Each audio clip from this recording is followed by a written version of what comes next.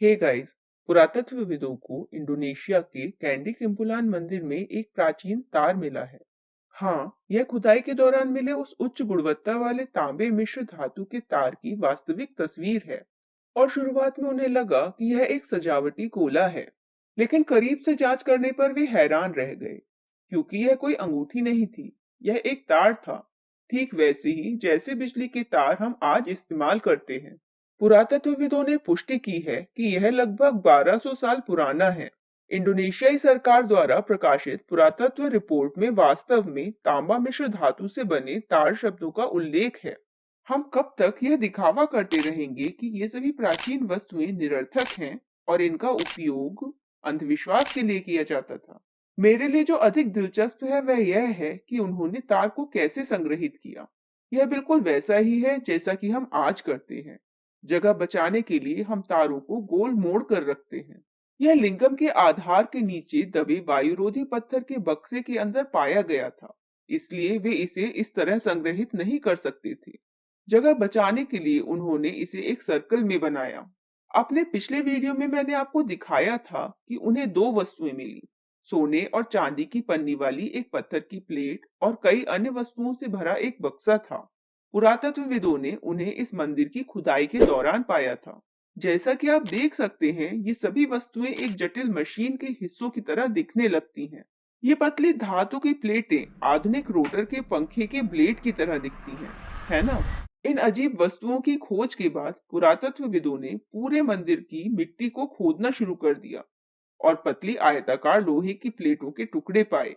पुरातत्व रिपोर्ट में उन्होंने उन्हें लोहे का स्पैचुला कहा और उन्हें चांदी की और भी पतली कतरनें मिली।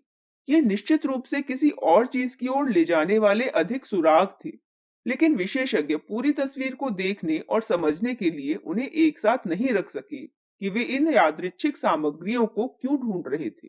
लेकिन जब उन्होंने ध्यान से लिंगम के चारों ओर खुदाई की तो उन्हें एक छोटे से आसन पर रखा कुछ मिला।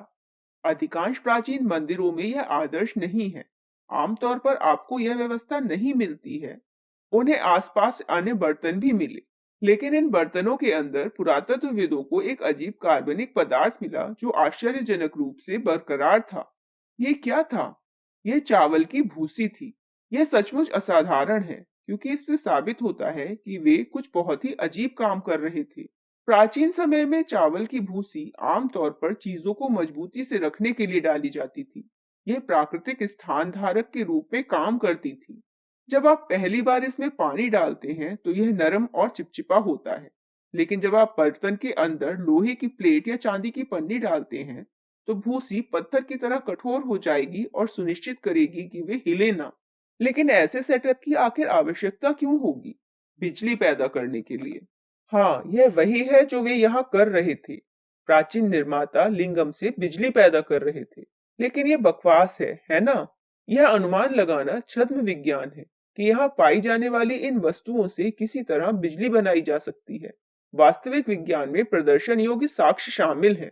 जब तक आप एक घड़ा न लें, कुछ भूसी न डालें, लोहे और चांदी की प्लेटें न रखें और वास्तविक बिजली उत्पन्न न करें, किसी को भी इस पर विश्वास नहीं करना चाहिए, है ना? चलिए चुनौती स्वीकार करते हैं। तो यहाँ एक मिट्टी का बर्तन है, जैसे कि हमें कैंडी किम्पुलान मंदिर में मिला था, और यह चावल की भूसी है, और मैं बर्तन का 25% भूसी से भरने जा रहा हूँ।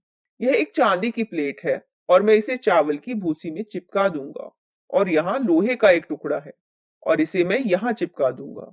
आइए तांबे के तारों का उपयोग करें, जैसा कि हमने मंदिर में पाया था, यह जांचने के लिए कि क्या हमें वोल्टमीटर के माध्यम से बिजली मिल रही है। लेकिन मैं हैरान हूँ, क्योंकि बिजली नहीं है ना? क्यों? क्योंकि बिजली पाने के लिए हमें लिंगम की शक्ति की आवश्यकता है। लिंगम के बिना हम ऐसी बिजली उत्पन्न नहीं कर सकते। तो अब हमें क्या करना चाहिए? हमने इस लिंगम को भी दोबारा बनाया है और मुझे इस तरह रखना है कि टोटी सीधे बर्तन के ऊपर हो। हजारों वर्षों से लोग लिंगम पर जल चढ़ाते आ रहे हैं। यह सर्वविदित है।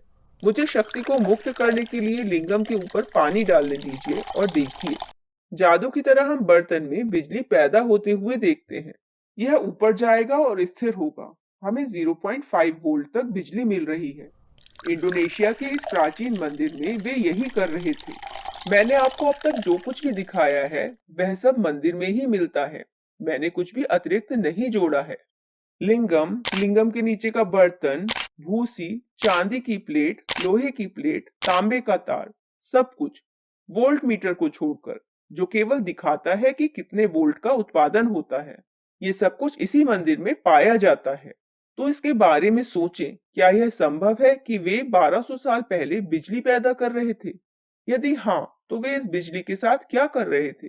यदि आप समझ नहीं पा रहे हैं कि क्या हो रहा है, या यदि आपको लगता है कि मैं बर्तन के अंदर कुछ छिपा रहा हूं, तो यह शुद्ध विज्ञान है।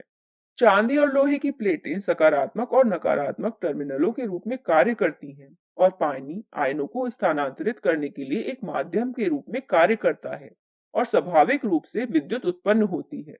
जैसा कि आप जानते हैं, आपको लिंगम से पानी की आवश्यकता नहीं है। किसी भी नियमित पानी से विद्युत प्रवाह ठीक से प्रवाहित होगा। लेकिन याद रखिए, हम बात कर रहे हैं प्राचीन इतिहास की, करीब 1200 साल पहले की।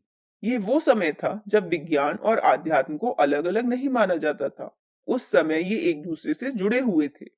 ऐसे केवल दो बर्तनों से आज हम आसानी से एक बल्ब जला सकते हैं, और हम अन्य उपकरणों को भी जला सकते हैं। लेकिन 1200 साल पहले प्राचीन बिल्डरों ने इस बिजली का उपयोग कैसे किया था? क्या उन्हें पता भी था कि यह बिजली थी? या क्या उन्होंने सोचा था कि यह भगवान शिव की जादुई शक्ति है? आज अधिकांश फिजियोथेरेपिस्ट इलेक्ट्रोथेरेपी नामक एक प्रक्रिया की सलाह देते हैं, जो आपके शरीर में कम वोल्ट की बिजली भेजती है। यह कई स्थितियों को ठीक करता है। विकिपीडिया एक दर्जन अलग-अलग स्थितियों को दिखाता है जिनका इलाज किया जा सकता है, और आप इनमें से कई प्रकार के उपकरण खरीद सकते हैं जो आपके शरीर में एक छोटी बिजली की मात्रा पहुंचाते हैं। इनमें से कई मशीनें इतना कम वोल्ट और कम एम्पियर बिजली देती हैं कि कुछ भी महसूस करना असंभव है। यदि आप इनमें से कुछ उपकरण पहनते हैं, तो आपको यह एहसास भी नहीं होगा कि उपकरण चालू है। ठीक वैसे ही जैसे प्राचीन काल में किसी को भी 0.5 वोल्ट का झटका महसूस नहीं होता था। अब मैंने लोगों को अपनी जीभ का उपयोग करके यह बताते हुए देखा है कि 2 वोल्ट की बैटरी खराब है या जीवित है। लेकिन मैं कभी भी अंतर नहीं बता सकता, क्योंकि यह बहुत कम वोल्टेज है।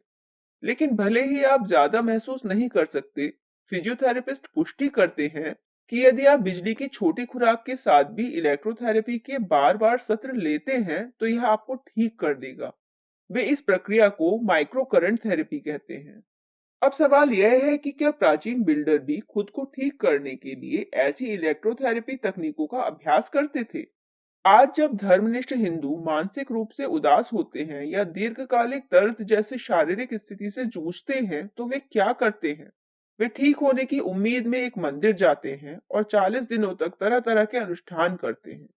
क्या यह संभव है कि इंडोनेशिया के प्राचीन हिंदू भी ऐसे अनुष्ठान करते हों?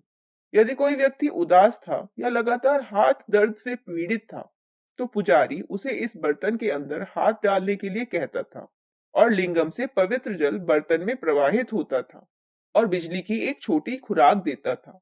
यदि इस व्यक्ति को 40 दिनों तक एक ही उपचार, एक ही अनुष्ठान से गुजरना पड़ता है, तो इसका उसके शरीर और दिमाग पर महत्वपूर्ण प्रभाव पड़ सकता है, और वह ठीक हो सकता है, क्योंकि उसे लगातार 40 दिनों तक इलेक्ट्रोथेरेपी मिल रही है। क्या यह संभव है कि इंडोनेशिया के प्राचीन लोग 1200 साल पहले इलेक्ट्रोथेरेपी का उपयोग करते थे? विश्वास करें या ना करें, लगभग 250 साल पहले इलेक्ट्रिक बाथ नामक कुछ चीज का अभ्यास किया जाता था। और इस थेरेपी को किसने लोकप्रिय बनाया? बेंजामिन फ्रैंकलिन, संयुक्त राज्य अमेरिका के संस्थापक पिताओं में से एक। उन्होंने उपचार के इस रूप के बारे में लिखा, और निस्संदेह यह केवल 250 साल पहले हुआ था। इसलिए उस समय उनके पास बिजली को उच्च स्तर तक बढ़ाने या वोल्ट करने के लिए पर्याप्त साधन थे। इस तकनीक के अनुसार अवसाद या दर्द से पीड़ित एक मरीज को शॉवर के नीचे बैठाया जाता था और उसे बिजली की खुराक दी जाती थी। और बेंजामिन फ्रैंकलिन ने नोट किया कि प्रक्रिया के बाद मरीज बेहतर हो गए। आपने गैल्वेनाइजेशन के बारे में सुना होगा। यह एक प्रक्रिया है जिसका नाम इटालियन वैज्ञानिक लुइगी गैल्वानी के नाम पर रखा गया है। लेकिन इस इलेक्ट्रिक बाथ प्रक्रिया को खुद बेंजामिन फ्रैंकलिन के नाम पर फ्रैंकलिनाइजेशन कहा गया। हमेशा की तरह कई लोगों ने उस समय इस प्रक्रिया को छद्म विज्ञान और नीम हकीम कहकर इसकी आलोचना की। लेकिन आज उन्हें मुख्यधारा के अस्पतालों में विभिन्न इलेक्ट्रोथेरेपी उपकरणों का उपयोग करते देखकर गर्व होता। लेकिन कुछ ऐसा है जिसे हम अब तक डिकोड नहीं कर सके हैं।